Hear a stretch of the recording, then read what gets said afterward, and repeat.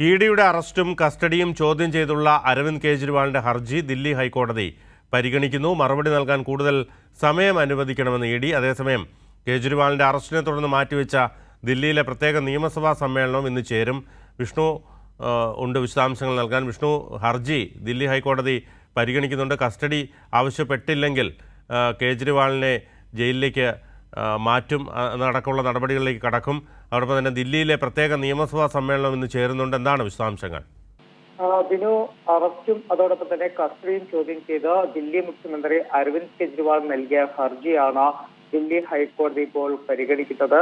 ഈ ഹർജി പരിഗണിച്ചപ്പോൾ എൻഫോഴ്സ്മെന്റിന്റെ ഭാഗത്തു നിന്നും മറുപടി നൽകാൻ സമയം നീട്ടി നൽകണം എന്നൊരു ആവശ്യമാണ് മുന്നോട്ട് വെച്ചിരിക്കുന്നത്. ഏകദേശം 3 മാസമെങ്കിലും സമയം നീട്ടി നൽകണം എന്നൊരാവശ്യം എൻഫോഴ്സ്മെന്റ് മുന്നോട്ട് വെച്ചിട്ടുണ്ട്. പക്ഷെ അത് അംഗീകരിക്കാൻ കഴിയുകയില്ല എന്നതാണ് അരവിന്ദ് കെജ്രിവാളിന് വേണ്ടി ഹാജരായ മുതിർന്ന അഭിഭാഷകൻ മനു അഭിഷേക് സിംഗ്വി കോടതിയിൽ ഒരു നിലപാട് സ്വീകരിച്ചത്. പ്രത്യേകിച്ച് എൻഫോഴ്സ്മെന്റിന്റെ ഭാഗത്തു നിന്നും കേസ് നീട്ടിക്കൊണ്ടു പോകാനുള്ള ശ്രമമാണ് നടക്കുന്നത്. കെജ്രിവാളിനെ ജയിലിൽ അടയ്ക്കാനുള്ള നീക്കമാണ് എൻഫോഴ്സ്മെന്റിന്റെ ഭാഗത്തു നിന്നും നടക്കുന്നത്.